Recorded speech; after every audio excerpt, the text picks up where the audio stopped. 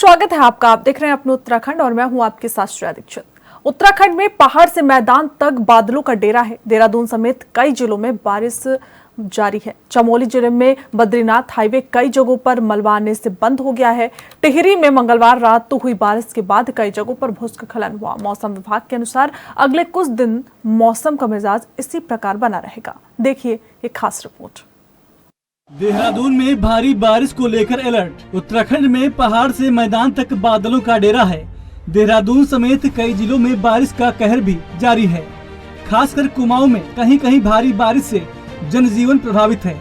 राजधानी देहरादून सहित राज्य के अधिकतर इलाकों में मंगलवार शाम से हो रही बारिश बुधवार तक जारी रही। देहरादून में कई क्षेत्रों में जलभराव हो गया। चमोली जिले में बद्रीनाथ हाईवे कई जगहों पर मलबा आने से बंद हो गया है। हाईवे कमेडा, चडवा, पीपल और नंदप्रयाग में मलबा आने से मार्ग अवरुद्ध है। वहीं कर्णप्रयाग में बाजार सड़क भूस्खलन से बंद हो गई है। टिहरी में कई जगहों पर भूस्खलन। टिहरी में मंगलवार रात भिलंगना क्षेत्र में हुई भारी बारिश के कारण ग्राम पंचायत मेंडू सिंधवाल गांव में मेंडू तोक के ऊपर भूस्खलन होने से आधा दर्जन गांव में मलबा घुस गया। ग्रामीणों ने किसी तरह घरों से भागकर जान बचाई। फिलहाल सभी लोग गांव के प्राथमिक विद्यालय मेंडू में चले गए हैं। साथ ही मलेथी गांव के रेनी डांग तोक में भी भारी भूस्खलन होने से कई ग्रामीणों के घरों में मलबा आया है। पूरी घाटी में बारिश के कारण जगह जगह गांव में भूस्खलन की सूचनाएं मिल रही हैं। समन गांव में भूस्खलन से एक आदिवासी मकान ध्वस्त हो गया है। गनीमत रही कि राजेंद्र सेमवाल अपने परिवार के साथ शिव मंदिर में पुजार गांव भिलंग में रुद्री पाठ के लिए 2 दिन पहले चले गए थे, नहीं तो बड़ी दुर्घटना हो सकती थी। भारी बारिश से तबाही का दौर जारी। भारी बारिश से जगह जगह तबाही मची हुई है। नदी नाले उफान पर आकर नुकसान पहुंचा रहे हैं। हल्द्वानी में भी कुछ ऐसा ही देखने को मिल रहा है। भारी बारिश ओलावृष्टि के चलते आमखड़ी नाले की दीवार ध्वस्त होने के बाद कई इलाकों में भारी जलभराव और मलबा आ गया है। इस मलबे की चपेट में कई वाहन आकर क्षतिग्रस्त हो गए हैं। साथ ही लोगों के घरों के अंदर गंदा पानी और मलबा घुस गया। प्रशासन दिन रात बचाव राहत कार्य में जुटा है।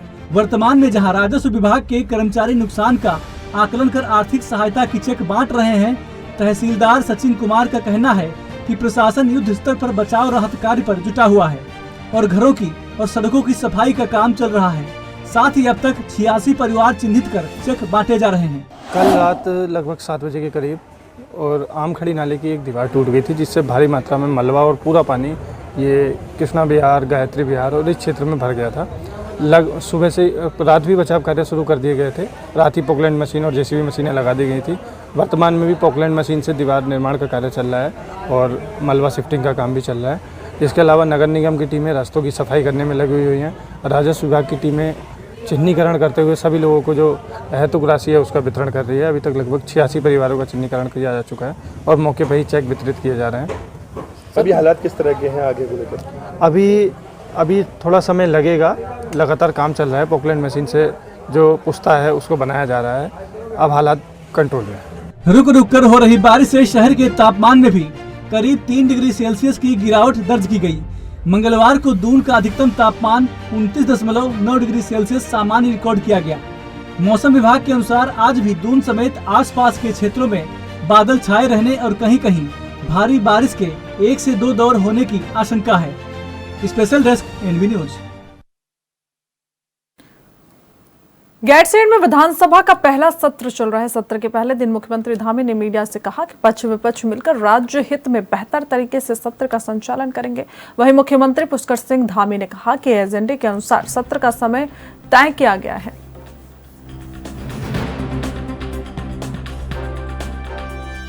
यहाँ पर आहूत हो रहा है और बड़ा अच्छा यहाँ का हमारा मौसम भी है और लोग भी खुश हैं।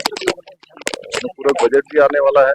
पक्ष विपक्ष सब मिलकर जो है हम लोग राज्य के हित में यहाँ से गैरसैंण विधान भवन से चर्चा होगी और पूरा बजट आएगा और वो बजट हमारा धरातल पर जो पहला हमारा आम बजट था उस बजट की पूर्ति करेगा। सर, विपक्ष कह रहा है कि सत्र की अवधि कम है, मुद्दे बहुत सारे, सत्र की अवधि चलिए अब चूंकि जितना काम होता है उसके हिसाब से सत्र निर्धारित होता है और आगे भी सत्र होंगे। कोटद्वार में नेशनल हाईवे संख्या 534 पर कोटद्वार दुगड्डा के बीच अब भारी बारिश के दौरान यातायात बंद रहेगा। दरअसल बारिश के दौरान कोटद्वार दुगड्डा के बीच पहाड़ी से लगातार हो रहे भूस्खलन के कारण एनएच अक्सर बंद हो जाता है और इसकी चपेट में आकर कुछ लोगों की मौत भी हो चुकी है, जिसको देखते हुए एसएसपी पौड़ी ने अब भारी बारिश के दौरान कोटद्वार दुगड्डा के बीच यातायात बंद रखने के निर्देश दिए हैं।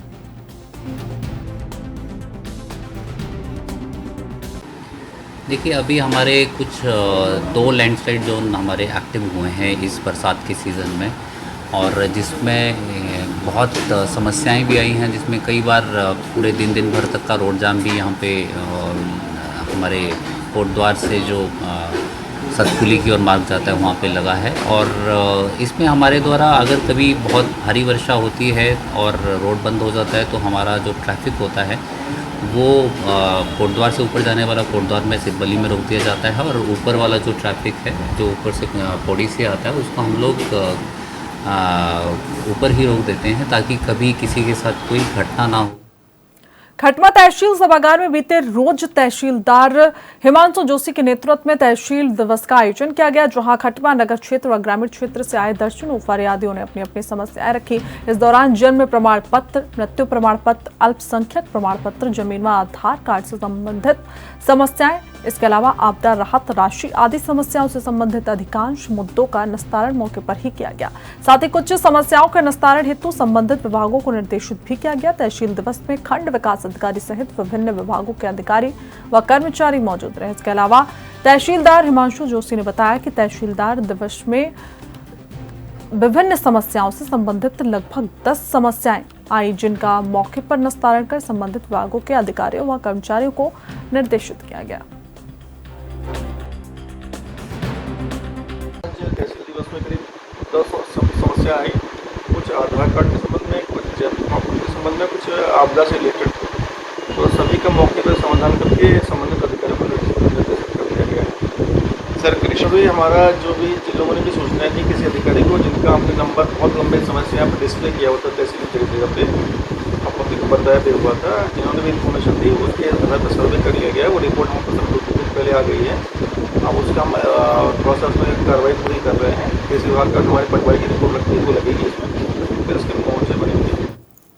खटमा में भाजपा नेताओं ने विगत माह आई बाढ़ आपदाओं से नौगवां ठग्गू ब्रह्म कॉलोनी में संजय ओली के घर से राम पांडे के घर तक हुए क्षतिग्रस्त मार्ग के निर्माण की मांग को लेकर तथा आपदा प्रभावित परिवारों व व्यापारियों को राहत राशि देने की मांग को लेकर उपजिलाधिकारी रविंद्र सिंह बिष्ट को अलग अलग ज्ञापन सौंपा। आपदा से करीब 200 परिवारों का आवागमन प्रभावित हो रहा है, इसलिए ज्ञापन देकर क्षतिग्रस्त मार्ग के निर्माण हेतु आवश्यक कार्रवाई का अनुरोध किया गया। वहीं विगत माह आई भीषण आपदा से खटमा क्षेत्र में हुए भारी नुकसान को लेकर शासन प्रशासन द्वारा बांटी गई राहत राशि का स्वागत भी नेताओं ने किया है। वैसे जो हमारे क्षेत्र में रोडें आपदा से जो रोडें क्षतिग्रस्त हुई है, जहाँ से हमारे पास सूचनाएं प्राप्त हो रही है, वहाँ के ग्रामीणों की शिकायत के आधार पर हम तहसील प्रशासन को सूचना दे रहे हैं रोडों के बारे में। और दूसरा, जो लोग हेतु राशि से वंचित रहे हैं, जो पात्र परिवार जो काफ़ी समय से चेकों और उसके लिए बात रख रहे हैं, अपनी मांग रख रहे हैं, उनके लिए भी हमने आज तहसील के माध्यम से, प्रशासन के माध्यम से एक सूचना दी है कि जो पात्र रह गए हैं उनको भी हेतु राशि मिलनी चाहिए।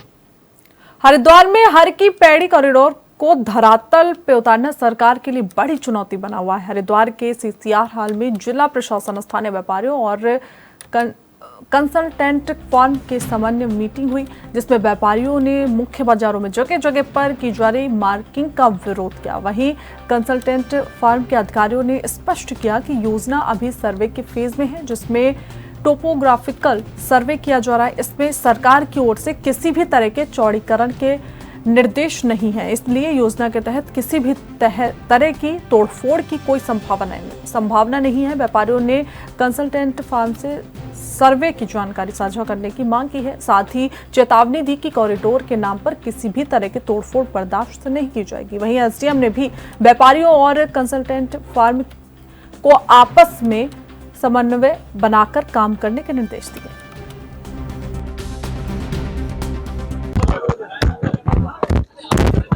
बैठक हुई व्यापारियों के साथ क्या निर्णय हुआ, क्या निकल के आया है बैठक में? देखिए, हरिद्वार के एक कॉम्प्रिहेंसिव डेवलपमेंट के लिए, विकास के लिए जो कॉरिडोर का जो कार्य चल रहा है, उसका सर्वे का कार्य चल रहा है आजकल। उसको लेके व्यापारी समाज के बहुत सारे लोगों को बहुत सारे संशय थे, डाउट्स थे, उनके कुछ सुझाव थे, तो उनको सुना गया, समझा गया, उनके संशय को दूर भी करा गया है। ये क्लियर करा गया है कि यहाँ पे जो सर्वे का कार्य चल रहा है, उसके द्वारा जो तरह तरह के इनपुट्स हैं वो लिए जा रहे हैं। उसी के बाद यहाँ पे प्लानिंग होगी, उसमें सबको दोबारा कंसल्ट करा जाएगा, तो उसी के द्वारा हमारे यहाँ पे सबसे बातचीत करी जाएगी। किस तरह के डाउट्स थे, किस तरह के व्यापार? देखिए, तरह तरह के डाउट्स है कि मार्किंग्स क्यों की जा रही हैं, तो जब वो ड्रोन के लिए की जा रही है, कंटूर पॉइंट्स को लिया जा रहा था। कुछ डाउट्स ऐसे थे कि शहर के कौन कौन से हिस्से इसके अंदर शामिल है, कौन कौन से ऐसे शामिल नहीं है।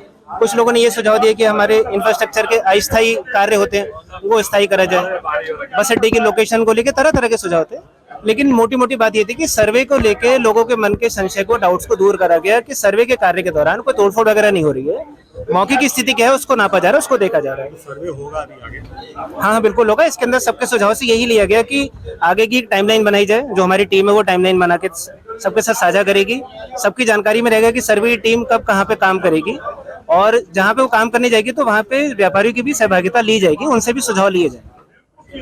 मतलब जिला प्रशासन के साथ बैठक करी आपने? मैं आपके निकला उसमें निकला बैठक? मैं आपके प्रेस रिपोर्टर जो आप लोग हैं, आपके माध्यम से सरकार से ये कहना चाहता हूँ कि व्यापारी को इतना हल्का मत समझो। और जगह जो कॉरिडोर किया, एक तो इन्होंने हरिद्वार को एक्सपेरिमेंट बना दिया कि कोई जैसे पोर्ट टैक्सी है, कहीं पर कहीं पर भी किसी इंडिया में किसी शहर में नहीं चलाई जा रही। क्या हरिद्वार ही ये सब कुछ रह गया करने के लिए? ये योजना भी ऋषिकेश हरिद्वार कॉरिडोर योजना है, ऋषिकेश में नहीं चला रहे, अभी हरिद्वार में चला रहे हैं। तो मेरा निवेदन है, पहले ऋषिकेश से शुरू करें। अगर नाप तोल भी कुछ भी हो रहा है तो ऋषिकेश शुरू कर, वहां से शुरू करें, ऋषिकेश शुरू करें। दूसरी बात यह है कि सरकार अपना योजना क्रियान्वित कर देगी, कंपनी वाले अपना लाभ उठा लेंगे, कमीशन वाले अपना कमीशन ले जाएंगे, लेकिन पीसेगा व्यापारी। तो मेरा निवेदन यह है कि व्यापारी को पीड़ा को देखते हुए आप जो है इस योजना को बनाएं। जैसा कि हमारे को यहाँ बताया गया है कि ये योजना कॉरिडोर योजना नहीं है, ये योजना एक सौंदर्यकरण योजना है। इस पे भी क्लियर हो। यहाँ पर ये कह रहे हैं कि सौंदर्यकरण योजना है, अखबारों में आ रहा है कॉरिडोर के नाम से व्यक्ति जो है, व्यापारी बड़ा डरा हुआ है, बड़ा भयभीत है। उस चीज को भी क्लियर करे सरकार। और मैं आपके माध्यम से निवेदन करना चाहूंगा कि किसी प्रकार से जो भय का माहौल है इसको हटाने का प्रयास करें। कोई समय सीमा दी है आपने? कोई समय सीमा नहीं, इन्होंने तो सिर्फ 5-6 महीने के लिए कहा है कि 5-6 महीने भी हमारे को नाप में लग जाएंगे। मेरे को यही लग रहा है कि 5-6 महीने का मतलब यह है कि ये मेयर निकाय का चुनाव निकालना चाहते हैं। 2-3 महीने में निकाय का चुनाव निपट जाएगा, 3 महीने में, उसके बाद फिर देखते हैं। लेकिन ऐसा नहीं है, व्यापारी किसी प्रकार से अपना शोषण बर्दाश्त नहीं करेगा किसी भी कीमत पर। और हम जल्दी ही 4-5 दिन के अंदर हम एक बड़ी बैठक बुलाने जा रहे हैं। शहर व्यापार मंडल, जिला व्यापार मंडल जो हमारे शहर में प्रदेश के यहाँ पर, उसमें हमारे प्रदेश के लीडर को हम सादर आमंत्रित कर रहे हैं। इस लड़ाई को हम प्रदेश पर लेकर, अपने जिले से प्रदेश पर, हम प्रदेश पर लेकर जाएंगे, वहां से इस लड़ाई को हम लड़ेंगे। धन्यवाद। जय व्यापारी। खबरें और भी, वक्त एक छोटे से ब्रेक का।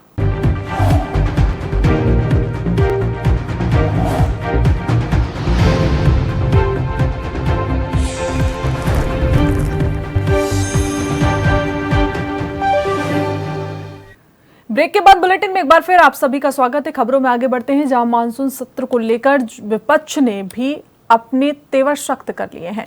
विपक्ष सरकार को घेरने की तैयारी में पूरी तरीके से नजर आ रही है। विपक्षी विधायकों का कहना है कि सरकार को घेरने के लिए कई सारे मुद्दे हैं, जिसमें आपदा, बेरोजगारी और बिगड़ते कानून व्यवस्था सहित कई मुद्दे हैं, जिस पर सरकार को सदन के अंदर घेरा जाएगा। साथ ही उन्होंने कहा कि सदन की अवधि काफी कम है, जिसमें जनता के मुद्दों को सदन के अंदर नहीं रखा जा सकता।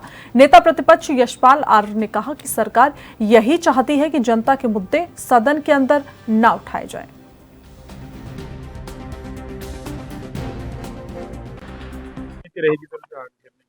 देखिए, आज तो कंडोलेंस है, शोक संवेदना व्यक्त की जाएगी और संभवतः आज कई विधेयक प्रस्तुत किए जाएंगे और संभवतः अनुपूरक बजट भी प्रस्तुत किया जा सकता है। कल से हम नियमों के तहत 310 में, नियम 58 में जो प्रदेश के प्रमुख मुद्दे हैं, जो ज्वलंत सवाल है, जो ज्वलंत प्रश्न है, उनको उठाएंगे। आपदा बहुत बड़ा मुद्दा है, कानून व्यवस्था बहुत बड़ा मुद्दा है, भ्रष्टाचार है, बेरोजगारी है, पलायन है, मुद्दों को लेकर प्रखरता से सदन में सरकार को बताएंगे कि आंध्र प्रदेश के क्या हालात हैं और ये प्रदेश की दिशा में जा रहा है। यहाँ पर जंगल राज कायम हो चुका है, भ्रष्टाचार को बढ़ावा मिल रहा है, खनन माफिया अपराधी बेलगाम है, अधिकारी पर सरकार का नियंत्रण खत्म हो चुका है। इस पर हमारी काउंसिल लगातार 2 दिन चर्चा होगी। सत्र की अवधि को मानते हैं कि कम है? देखिए, लगातार हमने कहा है, हमारे माननीय विधायकों ने भी कहा है कि सत्रावधि बहुत कम है। मैंने पहले भी कहा कि एक औपचारिकता है, रस्म अदायगी है, बजट पास करना, अनुपूरक बजट को पारित करना इनका मुख्य उद्देश्य है। और जो संवैधानिक व्यवस्था है, 6 माह के अंतर्गत सदन को आहूत करना, ये बाध्यता है, इसलिए मैंने सदन आहूत किया है। और मेरा मानना है कि सरकार सवालों से बचना चाहती है, प्रमुख मुद्दों से बचना चाहती है। सबकी शुभकामनाएं रही। तो मैं यहाँ इस चुनाव के बाद आया हूँ, पहला सत्र है मेरे इस कार्यकाल में, और सबसे बड़ा मुद्दों के नाम पर मुद्दा ये है कि सत्र चलाइए तो सही। पूरे देश में 2023 में केवल 7 दिन उत्तराखंड विधानसभा चली है, सबसे कम। एक ही दिन में बजट पारित कर दिया गया, तो इसका मतलब तो संवाद से बचना चाहती है सरकार। धामी जी जब से सीएम बने हैं, मुख्यमंत्री के पास कितने महत्वपूर्ण विभाग हैं, उनका प्रश्नकाल आज तक नहीं आया। आपदाग्रस्त है इस समय प्रदेश, शिक्षा की समस्या है, चिकित्सा की समस्या है, सफेद और लाल राशन कार्ड नहीं बन रहे हैं, उसमें यूनिट लगातार काटी जा रही हैं। जो गरीबों को लाभ सरकार की योजनाओं से मिलना चाहिए वो नहीं मिल रहा है। आयुष्मान कार्ड सही तरीके से नहीं चल रहा है। मैं मंगलौर के एक हॉस्पिटल की बता दूं, मंगलौर के हॉस्पिटल में 2000 पेशेंट हैं टीबी के, और 5 महीने से टीबी के मरीजों को सरकारी अस्पताल में दवा नहीं मिल रही है। अब आप अंदाजा कीजिए पूरे प्रदेश में क्या होगा। तो आप तो टीबी बढ़ाने का काम कर रहे हैं, तो टीबी बढ़ेगी इससे। तो ये विषय सारे हम लेकर सदन में लाना चाहते हैं, लेकिन 2 दिन में क्या करेंगे। सबसे बड़ा मुद्दा हमारा है कि सदन के कार्यकाल को बढ़ाइए, सदन को विस्तृत रूप से चलाइए। भाजपा के लोग भी इसमें विषय लाना चाहते हैं। गंग नहर पर 150 साल पुराने पुल हैं, टूट गए हैं, टूटने की कगार पर हैं। उत्तराखंड में कितने ऐसे पुल हैं, वरना मोरबी जैसा कहीं भी कोई कांड हो सकता है। तो ये चर्चाएं जब होंगी, जब सदन चलेगा। लोकसभा चुनाव में लगे झटके से उबरने और पार्टी के नए अध्यक्ष के चुनाव के लिए बीजेपी 1 सितंबर से राष्ट्रव्यापी सदस्यता अभियान का पहला चरण शुरू करेगी। पार्टी ने इस अभियान के तहत 10 करोड़ नए सदस्य को जोड़ने का लक्ष्य तय किया है। पार्टी के राष्ट्रीय पदाधिकारियों, प्रदेश अध्यक्षों और प्रभारियों की बैठक में सदस्यता अभियान का ताना बाना बुना गया। महासचिव विनोद तावड़े को अभियान का राष्ट्रीय संयोजक बनाया गया है।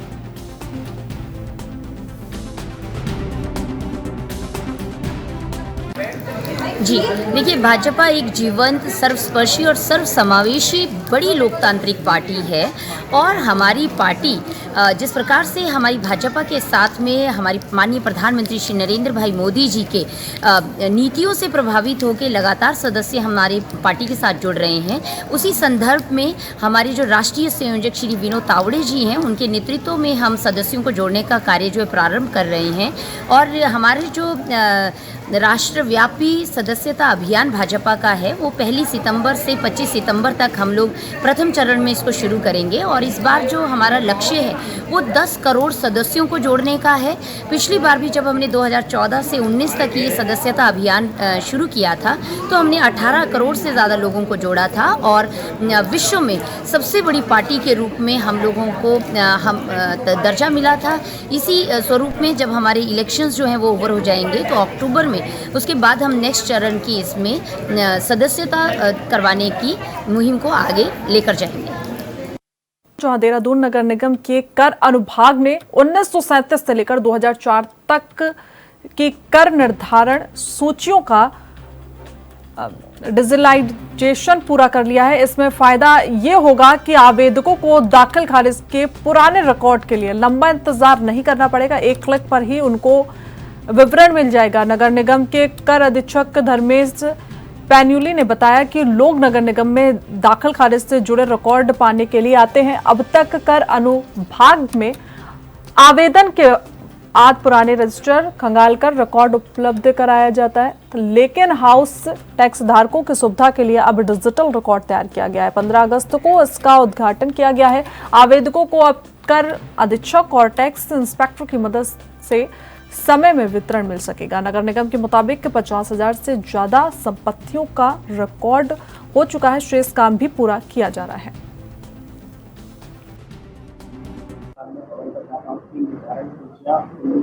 से 2004 के डिजिटल एक्शन कार्य का उद्घाटन किया गया था। क्या कुछ इस कार्यक्रम में पूरा रहा है? देखिए, पूर्व में जो नगर आयुक्त महोदय द्वारा निर्देशित किया गया था कि जितने भी कर विभाग के रिकॉर्ड्स हैं उनको डिजिटलाइज किया जाए, और जिसके क्रम में नगर निगम द्वारा कार्रवाई करते हुए जो हमारा कर निर्धारण सूचियां हैं जो कि हमारे पास 1937 से लेके और अब तक की संरक्षित हैं, तो इसी क्रम में हमने इन्हीं कर निर्धारण सूचियों को डिजिटलाइज कर दिया गया है। और नगर निगम के स्तर से एक सॉफ्टवेयर का निर्माण भी किया गया है जिसमें जो भी इसमें मैटर कंटेंट हमारा डिजिटलाइज हुआ है उसको इजीली जो है हम लोग देख सकते हैं। और विगत 15 अगस्त को इस चीज़ का हमने शुरुआत नगर निगम ने की थी। तो इसके माध्यम से देखने में आता है कि जो आम जनता है जो कई बार अपनी प्रॉपर्टीज़ का पुराना रिकॉर्ड देखने के लिए नगर निगम में लगातार आते हैं, तो इसमें समय अधिक लगता था पूर्व में। तो आज की डेट में हम लोग जो भी हमारी कर निर्धारण सूचियाँ हैं उसको इजीली बहुत हम लोग देख सकते हैं, और इसकी असेसमेंट कॉपी भी उसी सॉफ्टवेयर के माध्यम से जारी की जा सकती है। इसके लिए हमने अपने कर विभाग में एक डिजिटल इंटरेक्टिव बोर्ड लगाया है और 2 कर्मचारियों की तैनाती इसमें की है जिनके लॉगिन आईडी और पासवर्ड भी आज बन जाएंगे इनके। और अब जो भी आम लोग हैं अपना जो भी निर्धारित शुल्क है नगर निगम का वो जमा कराने के बाद कर निर्धारण सूचियों की प्रमाणित छायाप्रति प्राप्त कर सकते हैं। देहरादून में हिंडनबर्ग की नई रिपोर्ट आने के बाद विपक्षी पार्टियां सिवी चीफ माधवीपुरी, बुच के इस्तीफे और अडानी ग्रुप से जुड़े मामले में जेपीसी की मांग कर रही हैं। अब इसी मामले को लेकर देश की सबसे पुरानी पार्टी कांग्रेस कल देशव्यापी ईडी घेराव करेगी। आपको बता दें कि प्रदेश अध्यक्ष करण महारा ने कहा कि सरकारी पैसे से सरकारी संपत्तियों को खरीदने का एक क्रम चल चुका है। हमारे यहाँ हमारे ही संपत्तियों को कमजोर कर अडानी के द्वारा हमारी संपत्तियों को खरीदा जा रहा है। ये अब अधिक दिनों तक चलने वाला नहीं है। जब हमारी सरकार आएगी तो हम इसे उलट कर देंगे। जिस प्रकार से भारतीय जनता पार्टी सीबीआई और ईडी का दुरुपयोग विपक्ष को दबाने के लिए कर रही है, इसका हम भारी विरोध कर रहे हैं और 22 तारीख को हम राष्ट्रव्यापी ईडी का घेराव करने जा रहे हैं। तो तरीका है काम करने का, सरकारी पैसे से सरकारी संपत्तियां खरीदने का जो एक क्रम चल पड़ा है इस देश में, हमारे ही बैंक्स लोन दे रहे हैं, हमारी संपत्तियों को कमजोर करके उनको खरीदा जा रहा है अडानी के द्वारा। तो ये जो चल रहा है ये ज़्यादा समय तक चलने वाला नहीं है। हमारी सरकार आएगी, हम इस सब चीज़ को उल्टा कर देंगे, पलटने का काम करेंगे। और जिस तरीके से सीबीआई और ईडी का बेजा इस्तेमाल भारतीय जनता पार्टी की सरकार विपक्ष के लिए कर रही है एक टूल के रूप में, उसका हम विरोध करेंगे। 22 तारीख को राष्ट्रव्यापी आंदोलन है। हर राज्य में जहाँ जहाँ ईडी के दफ्तर हैं उन ईडी के दफ्तरों का घेराव किया जाएगा और आगे की रणनीति जल्द ही हम आप लोगों से खुला सकेंगे। फिलहाल बुलेटिन में बस इतना ही। देश दुनिया की तमाम जानकारी के लिए बने रहिए ANB न्यूज के साथ।